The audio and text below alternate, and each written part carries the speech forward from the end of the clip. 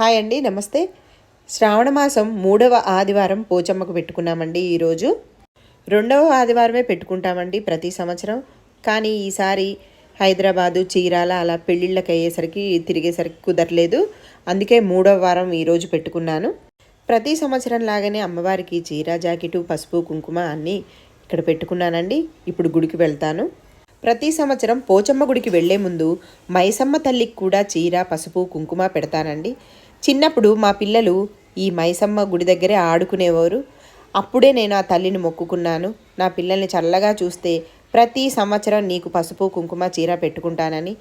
కొన్ని సంవత్సరాల నుంచి ముందు పోచమ్మ గుడికి వెళ్లే ముందు ఇక్కడ ఈ తల్లి దగ్గర పసుపు, కుంకుమ, చీర పెట్టుకొని కొబ్బరికాయ కొట్టుకొని అప్పుడు పోచమ్మ గుడికి వెళ్తానండి. ఈ మైసమ్మ తల్లి చాలా చల్లని తల్లి అండి. ఏది అనుకున్నా జరుగుద్ది. ఈ మైసమ్మ గుడి వరంగల్ లక్ష్మీ టాకీస్ పక్క లైన్లో ఉంటుందండి. ఈ గుడి అమ్మవారికి మొక్కులప్ప చెప్పేసుకొని అక్కడి నుంచి నేను నా స్నేహితురాలు వనమాల ఇద్దరం కలిసి రైల్వే స్టేషన్ దగ్గరలో ఉన్న పోచమ్మ గుడికి వెళ్ళాము. ఈ శ్రావణ మాసంలో ఆదివారాలు, శుక్రవారాలు, బుధవారాలు ఈ గుళ్ళో జనం కిక్కిరిసిపోయి ఉంటారండి. చాలా జనం ఉంటారు. వరంగల్లో చాలా పోచమ్మ గుళ్ళు ఉన్నాయి.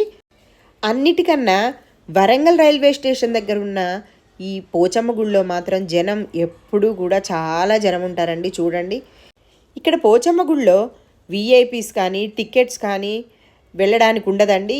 ఎవరు వచ్చినా సరే ఒకే లైన్లో లోపలికి వెళ్ళాలి. అందరూ సమానమే అన్నట్టు ఎవరిని ముందుకు రానివ్వరండి. ఎవరైనా సరే ఈ లైన్లో నిలబడి లోపలికి వెళ్ళాల్సిందే. బోనాలతో, డప్పుడు చప్పుళ్ళతో చాలా బాగా వచ్చారండి జనాలు. ఇగో అందరూ బోనాలు ఎత్తుకున్నారు. అయితే మా అత్తగారి నుంచి మాకు బోనాలు ఇవ్వండి. ఆనవాయితీ తప్పదు కదండి. పెద్దవాళ్ళు ఏం చేస్తే అదే చేయాలి కదా. పసుపు, కుంకుమ పెట్టుకొని అమ్మవారికి చీర, జాకెట్ పెట్టుకోవడమే. మార్నింగ్ 7ంటికి లోపలికి లైన్లోకి వెళ్తేనండి 10 అయింది. బయటకు వచ్చేసరికి అమ్మవారి దర్శనం చేసుకొని వరంగల్ గోపాలస్వామి గుడి దగ్గర ఉన్న త్రిశక్తి పీఠానికి వచ్చామండి.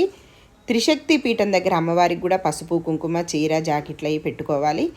ఈ త్రిశక్తి పీఠం అమ్మవార్లు లక్ష్మీదేవి, సరస్వతీదేవి, మహంకాళీదేవి అమ్మవార్లండి.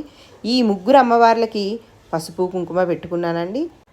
ప్రతి ఒక్కరూ కూడా పోచమ్మ తల్లికి చేసుకున్న రోజే ఈ త్రిశక్తి పీఠం దగ్గరికి వచ్చి ఈ అమ్మవార్లకి బోనం సమర్పించి అప్పుడు పోచమ్మ గుడికి వెళ్తారండి. ఈ త్రిశక్తి పీఠం చాలా మహిమగల్ల త్రిశక్తి పీఠం అండి. ఈ ముగ్గురు అమ్మలు చాలా మహిమగల్ల అమ్మలండి. ఏది అనుకుంటే అది జరుగుద్ది. ఇక్కడ దాని నిండా అన్నము పోసి పైన కుంకుమ, పసుపు వేసి దీపం వెలిగిస్తారండి అమ్మల ముందు.